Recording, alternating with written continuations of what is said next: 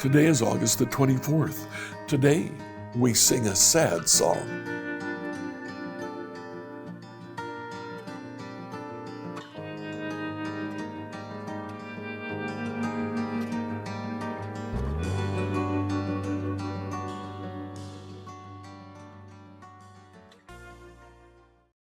Reading through the Bible in a year today, I'd like you to read the book of Lamentations, 5 chapters. Now, the book of Lamentations has been ascribed to Jeremiah, but if you'll notice, when Lamentations starts, it doesn't say who actually wrote it. Contemporary scholarship notes that it appears to be 5 different poems, all about the destruction of Jerusalem, all of them sad. The first 4 chapters are acrostics. If you'll notice, chapters 1, 2, and 4 contain 22 verses. There are 22 letters in the Hebrew alphabet. Each verse begins with a successive letter of the Hebrew alphabet. Lamentations 3 has 66 verses. The first 3 lines begin with the first letter. The next 3 lines begin with the next letter, and so on through the 22 letters of the Hebrew alphabet. Chapter 5 is then tacked on. It's a prayer. Probably the book of Lamentations is written during or even after the exile. And it's intended to give some hope, to express deep emotion, deep sorrow for what has happened in Israel, but to express hope for the restoration of Israel. Is it from Jeremiah? Possibly. Personally, I doubt it. It doesn't matter. It's from the lips of the Lord. Today, enjoy as you read the sad songs of Israel in exile. The Book of Lamentations, New Living Translation, Lamentations 1. Jerusalem, once so full of people, is now deserted. She who was once great among the nations now sits alone like a widow. Once the queen of all the earth, she's now a slave. She sobs through the night. Tears stream down her cheeks. Among all her lovers, there is no one left to comfort her. All her friends have betrayed her and become her enemies. Judah has been led away into captivity, oppressed with cruel slavery. She lives among foreign nations and has no place of rest. Her enemies have chased her down. She has nowhere to turn. The roads to Jerusalem are in mourning, for crowds no longer come to celebrate the festivals. The city gates are silent. Her priests groan. Her young women are crying, how bitter is her fate. Her oppressors have become her masters. Her enemies prosper, for the Lord has punished Jerusalem for her many sins. Her children have been captured and taken away to distant lands. All the majesty of beautiful Jerusalem has been stripped away. Her princes are like starving deer searching for pasture. They're too weak to run from the pursuing enemy. In the midst of her sadness and wandering, Jerusalem remembers her ancient splendor. But now she has fallen to her enemy, and there is no one to help her. Her enemy struck her down and laughed as she fell.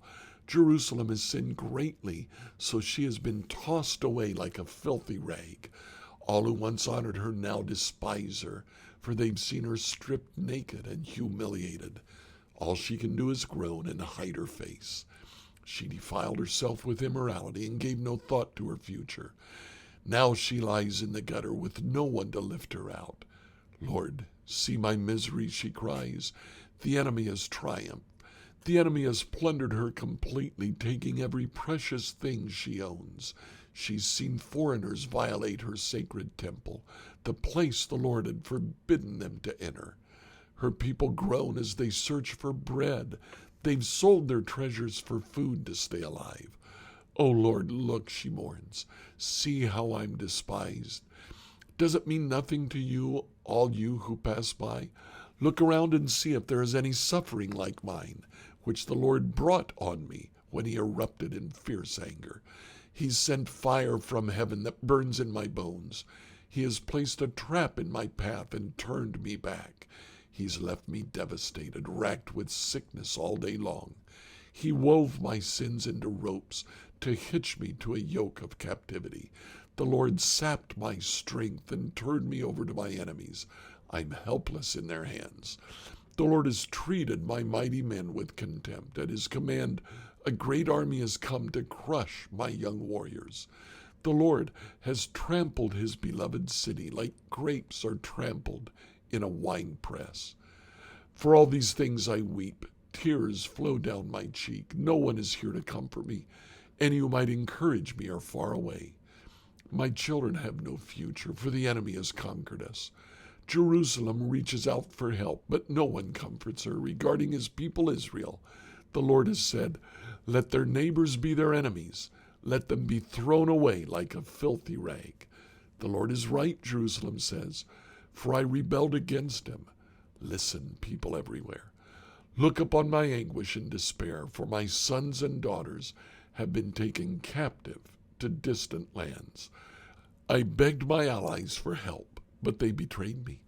My priests and leaders starved to death in the city, even as they searched for food to save their lives.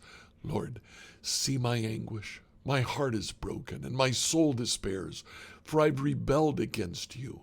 In the streets the sword kills, and at home there is only death.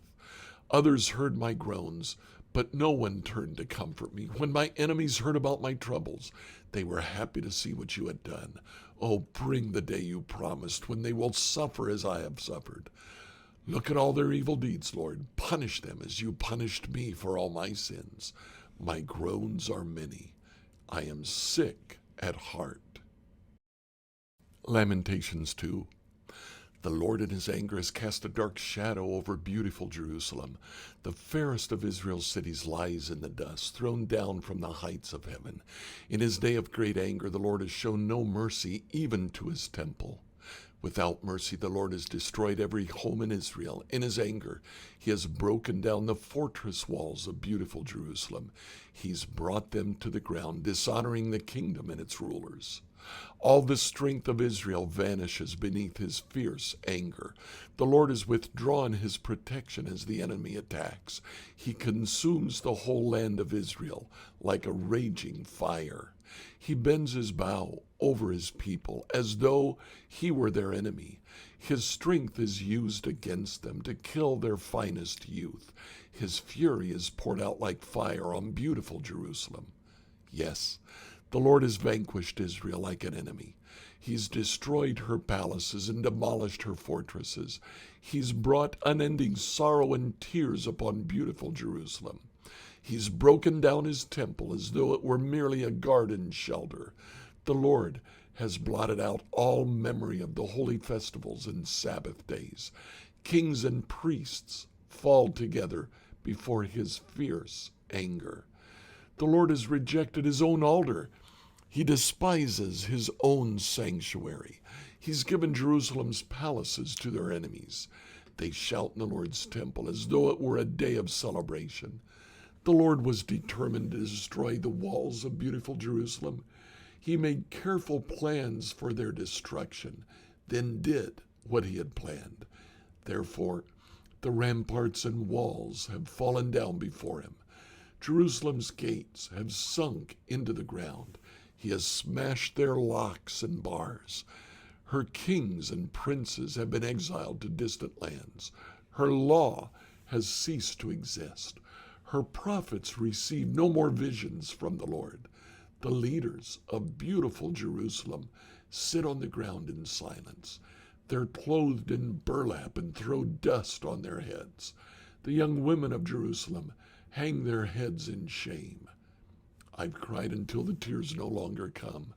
My heart is broken. My spirit is poured out in agony as I see the desperate plight of my people. Like children and tiny babies are fading and dying in the streets. They cry out to their mothers, "We need food and drink." Their lives ebb away in the streets like the life of a warrior wounded in battle. They gasp for life as they collapse in their mother's arms.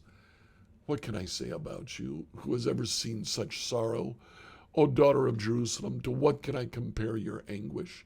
O virgin daughter of Zion, how can I comfort you? For your wound is as deep as the sea. Who can heal you? Your prophets have said so many foolish things, false to the core. They didn't save you from exile by pointing out your sins. Instead, they painted false pictures, filling you with false hope. All who pass by jeer at you. They scoff and insult beautiful Jerusalem, saying, "Is this the city called the most beautiful in all the world? Joy of all the earth?" All your enemies mock you. They scoff and snarl and say, "We've destroyed her at last. We have long waited for this day, and it's finally here." But it's the Lord who did just as he planned. He's fulfilled the promises of disaster he made long ago. He has destroyed Jerusalem without mercy. He's caused her enemies to gloat over her. He's given them power over her. Cry aloud before the Lord, O walls of beautiful Jerusalem. Let your tears flow like a river day and night. Give yourselves no rest. Give your eyes no relief. Rise during the night and cry out. Pour out your hearts like water to the Lord. Lift up your hands to him in prayer, pleading for your children. For in every street they're faint with hunger. Oh Lord, think about this. Should you treat your own people this way? Should mothers eat their own children because they once bounced on their knees? Should priests and prophets be killed within the Lord's temple? See them lying in the streets, young and old, boys and girls killed by the swords of the enemy. You've killed them in your anger, slaughtering them without mercy. You've invited terrors from all around, as though you were calling them to a day of feasting. In the day of the Lord's anger, no one has escaped or survived. The enemy has killed all the children whom I carried and raised. Lamentations 3. I'm the one who's seen the afflictions that come from the rod of the Lord's anger. He's led me into darkness, shutting out all light. He's turned his hand against me again and again, all day long. He's made my skin and flesh grow old. He's broken my bones. He's besieged and surrounded me with anguish and distress. He's buried me in a dark place, like those long dead. He's walled me in, and I cannot escape. He's bound me in heavy chains. And though I cry and shout, he has shut out my prayers. He's blocked my way with a high stone wall. He's made my road crooked. He's hidden like a bear or a lion, waiting to attack me. He's dragged me off the path and tore me in pieces, leaving me helpless and devastated. He's drawn his bow and made me the target for his arrows. He shot his arrows deep into my heart. My own people laugh at me all day long. They sing their mocking songs. He's filled me with bitterness. He's given me a cup of sorrow to drink. He's made me chew on gravel. He has rolled me in the dust. Peace has been stripped away. I've forgotten what prosperity is. I cry out, my splendor is gone. Everything I had hoped for from the Lord is lost. The thought of my suffering and homelessness is bitter beyond words. I'll never forget this awful time as I grieve over my loss. Yet I still dare to hope when I remember this. The faithful love of the Lord never ends. His mercies never cease. Great is his faithfulness. His mercies begin afresh every morning. I say to myself, the Lord is my inheritance. Therefore, I will hope in him. The Lord is good to those who depend on him, to those who search for him. So it is good to wait quietly for salvation from the Lord. It's good for people to submit at an early age to the yoke of his discipline. Let them sit alone in silence beneath the Lord's demands. Let them lie face down in the dust, for there may be hope at last. Let them turn the other cheek to those who strike them and accept the insults of their enemies. No one is abandoned by the Lord forever. Though he brings grief, he also shows compassion because of the greatness of his unfailing love. For he does not enjoy hurting people or causing them sorrow. If people crush underfoot all the prisoners of the land, if they deprive others of their rights in defiance of the Most High, if they twist justice in the courts, doesn't the Lord see all these things? Who can command things to happen without the Lord's permission? Does not the Most High send both calamity and good? Then why should we, mere humans, complain when we're punished for our sins? Instead, let us test and examine our ways. Let us turn back to the Lord. Let us lift our hearts and hands to God in heaven and say, we have sinned and rebelled, and you have not forgiven us. You've engulfed us with your anger, chased us down, slaughtered us without mercy. You've hidden yourself in a cloud so our prayers cannot reach you. You've discarded us as refuse and garbage among the nations. All our enemies have spoken out against us. We are filled with fear, for we are trapped, devastated, and ruined. Tears stream from my eyes because of the destruction of my people. My tears flow endlessly. They will not stop until the Lord looks down from heaven and sees. My heart is breaking over the fate of all the women of Jerusalem. My enemies, whom I never harmed, hunted me down like a bird. Then they threw me into a pit and dropped stones on me. The water rose over my head, and I cried out, this is the end. But I called on your name, Lord, from deep within the pit. You heard me when I cried.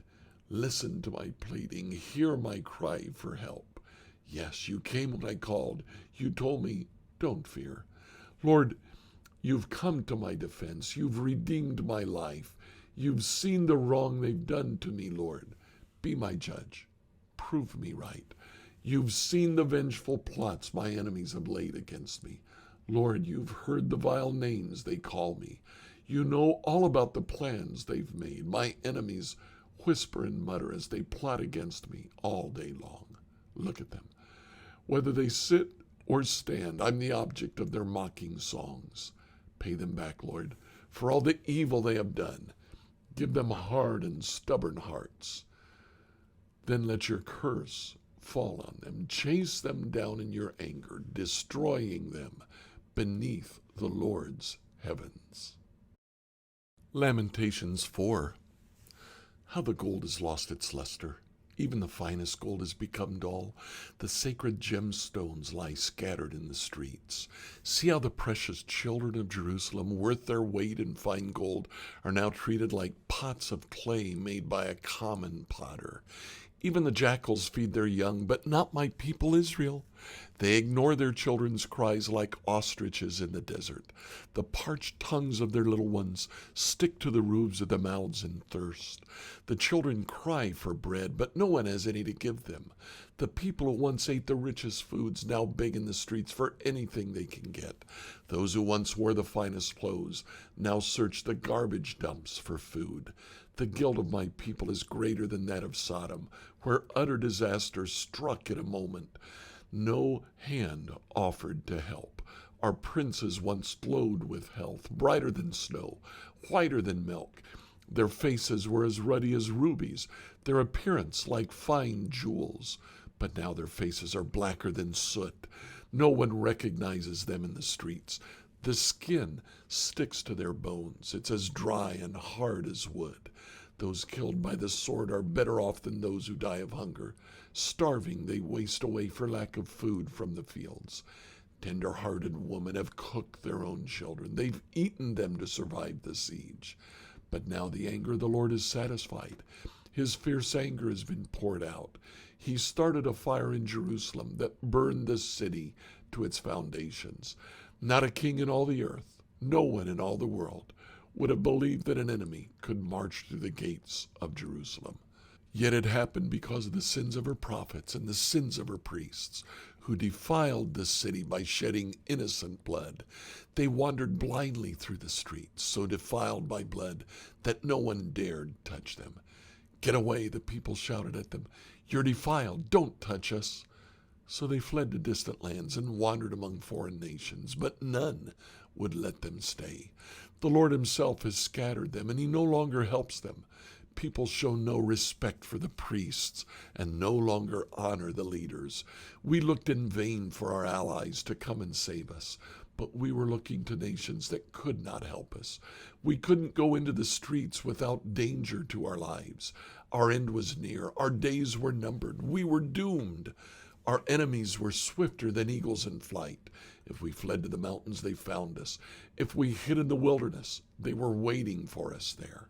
Our King, the Lord's anointed, the very life of our nation, was caught in their snares. We had thought that his shadow would protect us against any nation on earth. Are you rejoicing in the land of Uz, O people of Edom? But you too must drink from the cup of the Lord's anger. You too will be stripped naked in your drunkenness. O beautiful Jerusalem, your punishment will end.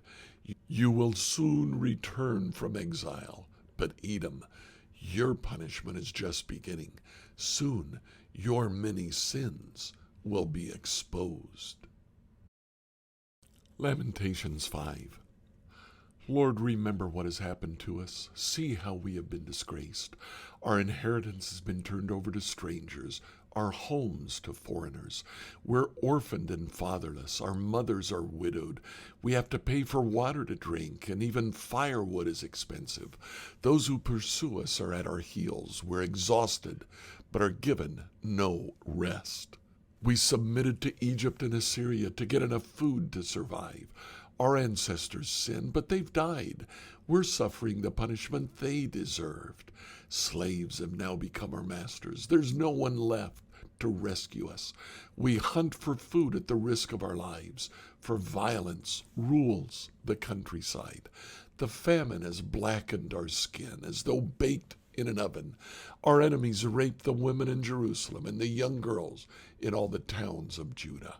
Our princes are being hanged by their thumbs. Our elders are treated with contempt. Young men are led away to work at millstones, and boys stagger under heavy loads of wood. The elders no longer sit at the city gates. The young men no longer dance and sing. Joy has left our hearts. Our dancing has turned to mourning. The garlands have fallen from our heads. Weep for us because we have sinned. Our hearts are sick and weary, and our eyes grow dim with tears. For Jerusalem is empty and desolate, a place haunted by jackals. But Lord, you remain the same forever. Your throne continues from generation to generation. Why do you continue to forget us? Why have you abandoned us for so long? Restore us, O Lord, and bring us back to you again. Give us back the joys we once had. Or have you utterly rejected us? Are you angry with us still? Like, follow, and subscribe to this devotional on whatever platform you use to listen to it. Email your questions to us at questions@becomehope.com. Tomorrow, we'll read the events of the days.